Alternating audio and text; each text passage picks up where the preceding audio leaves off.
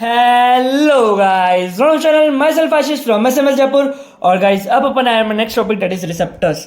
और ये actually pharmacodynamics का आखिरी टॉपिक है। उसके बाद अपन पढ़ेंगे फार्माकोथेरेपी। ठीक है, तो रिसेप्टर्स को समझते हैं। देखो यार, इसको कुछ भी ज़्यादा समझने की जरूरत नहीं है, फालतू डेप्थ में जाएंगे नहीं अपन। ठीक है, मेरा बस देखो, ये मुझे पक्का मालूम है अपन जितना पढ़ रहे हैं रिसेप्टर्स पे दो एमसीक्यू तो पक्का आएंगे। ठीक है ना, ये मान के चलो। अगर आप सेमेस्टर दे रहे हो ना तो 2 से 3 एमसीक्यू आ जाएंगे। अदरवाइज यूनिवर्सिटी में 1 या 2 एमसीक्यू पक्का पक्का आएंगे ही आएंगे रिसेप्टर से। ठीक है, तो उतना आपका पूरा पूरा कवर हो जाए और पूरी फार्माकोलॉजी में आपको कोई दिक्कत नहीं आए, इतना अपन रिसेप्टर को पढ़ेंगे। अदरवाइज ये बहुत कॉम्प्लेक्स टॉपिक है और क्यों जानना है, नहीं जरूरत है। ठीक है, स्टार्ट करते हैं रिसेप्टर से। ओके, देखो रिसेप्टर की अपन बात करें तो अपन 3 तरह के मेनली रिसेप्टर्स पढ़ेंगे, 4 तरह के रिसेप्टर्स पढ़ेंगे। सबसे पहले लाइगेंड गेटेड, ठीक है। दूसरा अपन पढ़ेंगे एंजाइमेटिक रिसेप्टर्स, ठीक है। तीसरा अपन पढ़ेंगे न्यूक्लियर रिसेप्टर्स। और लास्ट अपन देखेंगे जीपीसीआर, है ना, जी प्रोटीन कपल्ड रिसेप्टर। ओके, देखो सारे एमसीक्यूज आपके कवर हो जाएंगे 5 मिनट के अंदर। ठीक है, लाइगेंड गेटेड रिसेप्टर के एग्जांपल की अगर अपन बात करें तो एक है गाबा ए। देखो लाइगेंड गेटेड, इनका पूरा नाम है आयन चैनल रिसेप्टर। ठीक है, तो सिंपल सी बात है, कोई यहाँ पे आएगा लाइगेंड के थ्रू कनेक्टेड है। बाकी मेनली आपको नाम से समझ में आ रहा है आयन चैनल रिसेप्टर कि भाई आयन चैनल खुल जाएंगे। ठीक है, तो इसका अगर एग्जांपल की अपन बात करें तो एक तो हो गया गाबा ए, ठीक है, और गाबा ए, ठीक है। एक हो गया अपना निकोटिनिक रिसेप्टर, ठीक है। एक हो गया अपना ग्लूटामेट रिसेप्टर। तो ये बेसिकली 3 एग्जांपल आपको ध्यान रखने, ठीक है ना। ये बात ध्यान रखनी है, एग्जामिनर कहाँ पे कंफ्यूज करता है मैं आपको बताता हूँ। ये बात ध्यान रखनी, गाबा ए लाइगेंड गेटेड है, गाबा बी नहीं है। ठीक है ना, गाबा बी जो है वो है जीपीसीआर, ठीक है, जी प्रोटीन कपल्ड रिसेप्टर, जो कि चौथी कैटेगरी है ना। ठीक है, nicotinic ligand gated ion channel है, बट जो मस्करिनिक रिसेप्टर है, ठीक है, वो है जीपीसीआर। ठीक है, ये बात ध्यान रखनी ही रखनी है। ओके, एंजाइमेटिक रिसेप्टर की अपन बात करते हैं तो इसके अंदर मेनली अपन 4 एंजाइम देख रहे हैं, 1 2 3 4। सबसे पहले टायरोसिन काइनेज रिसेप्टर, ठीक है। टायरोसिन काइनेज का बहुत कॉमन एग्जांपल, बहुत फेमस एग्जांपल, बहुत इंपॉर्टेंट एग्जांपल इंसुलिन रिसेप्टर। ठीक है, तो insulin receptor is an example of a tyrosine kinase based enzymatic receptor. Okay, अगला जैक्कस, ये जैक रिसेप्टर, ठीक है, जैक्कस काइनेज रिसेप्टर। इसका एग्जांपल हो गया growth hormone receptor and prolactin receptor. ठीक है, ध्यान रखना। अगला गुआनाइलेट साइक्लेस रिसेप्टर, ठीक है। इसका एग्जांपल हो गया एएनपी बीएनपी, ठीक है। और अगला सेरिन या थ्रियोनिन काइनेज रिसेप्टर, इसका एग्जांपल हो गया टीजीएफआर, ठीक है, टीजीएफआर। बेसिकली यार आपको याद सिर्फ ये रखना है, एक तो गाबा ए लाइगेंड गेटेड है, गाबा बी जीपीसीआर है, निकोटिनिक लाइगेंड गेटेड है, मस्करिनिक जीपीसीआर है। और इसके अंदर ये याद रख लेना 1 और 2। टायरोसिन काइनेज का एग्जांपल इंसुलिन, जैक्कस काइनेज का growth hormone and prolactin receptor. ठीक है, यहाँ पे यही पूछेगा। अब न्यूक्लियर रिसेप्टर की अपन बात करते हैं। ठीक है, तो न्यूक्लियर रिसेप्टर वो रिसेप्टर जो सेल के अंदर है। ठीक है, तो न्यूक्लियर रिसेप्टर 2 के अंदर डिवाइडेड है। एक जो रिसेप्टर न्यूक्लियस में लोकेटेड है, ठीक है, न्यूक्लियस में लोकेटेड है, और जो रिसेप्टर साइटोप्लाज्म में लोकेटेड है। ठीक है, तो वो अपन दोनों रिसेप्टर को देख लेंगे। न्यूक्लियस में कौन कौन से रिसेप्टर लोकेटेड है? T3 T4 रिसेप्टर, ठीक है। ये मैंने थायरोक्सिन का पढ़ाया था, याद है अपन ने क्या पढ़ा था?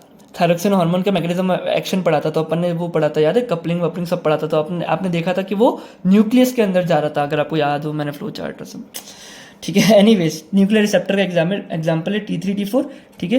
विटामिन ए रिसेप्टर, ठीक है, और ईस्ट्रोजन रिसेप्टर, प्रोजेस्टेरोन रिसेप्टर और पीपीआर, ठीक है।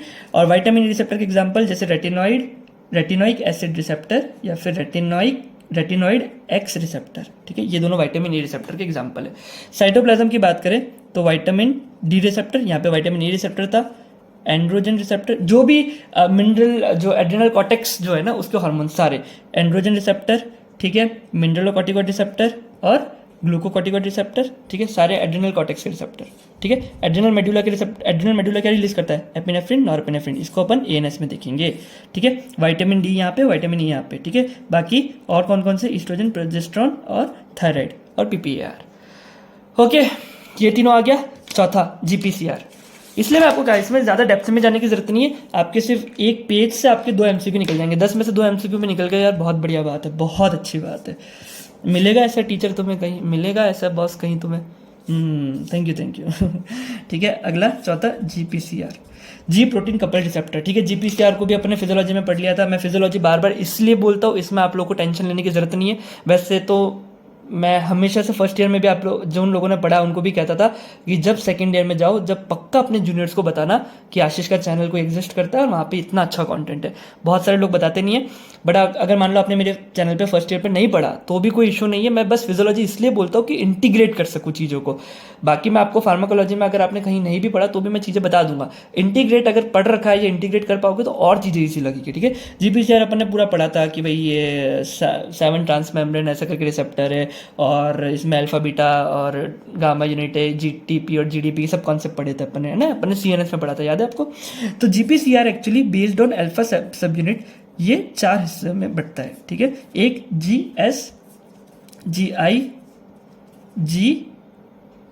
जीआई है इसे कहते हैं जीओ, ठीक है। और एक जीक्यू और एक है जी12 और जी13, ठीक है ना। जीएस, जीआई, जीओ, ये जीक्यू और जी12, जी13, ठीक है। तो जीएस का जो मैकेनिज्म ऑफ एक्शन है वो एक्चुअली स्टिमुलेट करता है, स्टिमुलेट एडिनाइलेट साइक्लेज, ठीक है। मैं ये सिर्फ आपको एमसीक्यू के लिए वीडियो बना रहा हूँ, इस पर कोई क्वेश्चन नहीं आएगा, ठीक है। जीक्यू का जो है अगर क्वेश्चन आ भी जाएगा ना तो इतना लिख दोगे ना तो भी पूरे नंबर मिल जाएंगे, है ना। बेसिकली इतना ही जानना है टीचर को आपसे, ठीक है।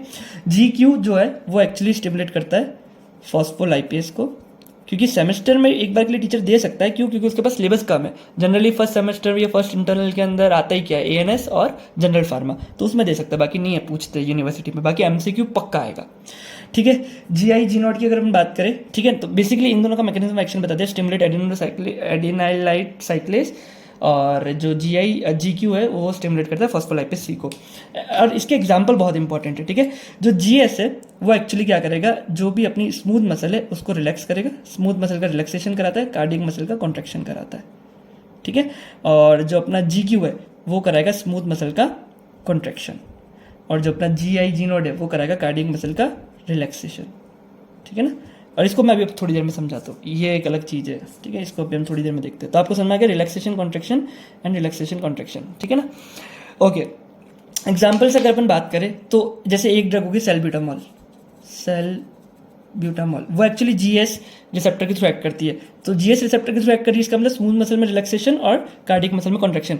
इसीलिए सेल्ब्यूटामॉल अपन देते जब कोई एक्यूट अटैक ऑफ अस्थमा आता है, ठीक है। तो अस्थमा के अंदर अपन सेल्ब्यूटामॉल देते जिसके अंदर वो कराती है ब्रोंको डायलेशन, ठीक है। वही तो है स्मूथ मसल रिलैक्सेशन, साथ में कार्डियक मसल का कॉन्ट्रैक्शन भी कराती है। इसलिए इसके साइड इफेक्ट के अंदर अपन को पैल्पिटेशन या ट्रेमर देखने को मिलते हैं। आई मेरी बात समझ में? Okay, great.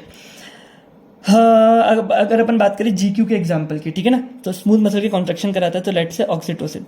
तो ऑक्सीटोसिन क्या करता है, स्मूथ मसल कॉन्ट्रैक्शन कराता है ऑफ यूट्रस, तो वो बेसिकली जीक्यू रिसेप्टर के थ्रू एक्ट करता है, ओके। जीआई, जी नोट का कोई इतना खास एग्जांपल नहीं है, तो कार्डियक मसल का रिलैक्सेशन कराता है। जी12, जी13 को समझ लेते हैं। एक्चुअली क्या होता है, जी12, जी13 जो होता है वो स्टिमुलेट करता है रो काइनेस को, ठीक है। तो बेसिकली अपन इसको इनिबिट कराते हैं, ठीक है। इससे अपन कहते हैं रो काइनेस इनिबिटर, ठीक है। रो बेसिकली जी12, जी13 तो स्टिमुलेट करता है, बट अपन दे रहे रो काइनेस इनिबिटर ड्रग। इसका एग्जांपल हो गया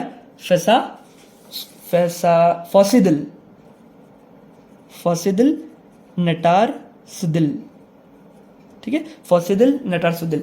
तो एक्चुअली जो फॉसिडिल है वो एक्चुअली एक वेजोडाइलेशन का काम कराती है। एंजाइना के अंदर अपन देते, सेरेब्रल वेजोस्पेज्म में देते, पल्मोनरी हाइपरटेंशन में देते, ठीक है। और जो नटारसुदिल है वो अपन ग्लोकोमा में देते, ठीक है।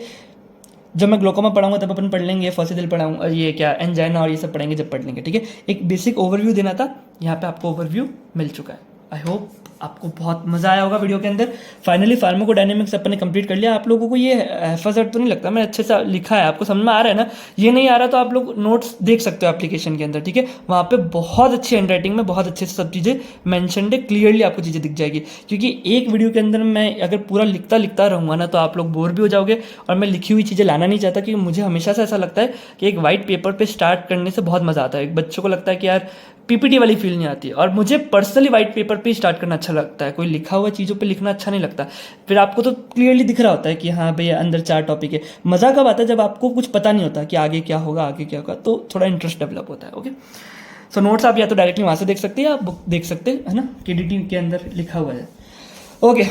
सो बाकी इतना कंटेंट, आपका यूनिवर्सिटी एग्जाम बहुत अच्छा हो जाएगा, आपकी नॉलेज बहुत अच्छी हो जाएगी, और फार्माकोलॉजी आशीष से पढ़ोगे आप, रिजल्ट आपके हाथ में होगा, बुद्धि आपके हाथ में होगी। ये ध्यान रखना, फार्माकोलॉजी बहुत अच्छे से करना जहाँ से भी करो, क्योंकि समझ लो तुम MBBS में हैंडीकैप्ड हो अगर तुमने फार्माकोलॉजी अच्छे से नहीं किया तो, ठीक है। फार्मा बहुत बहुत बहुत इंपॉर्टेंट है। एंड आप PHC CHC के लेवल पे देखोगे 80% सिम्प्टोमेटिक ट्रीटमेंट है, ठीक है ना।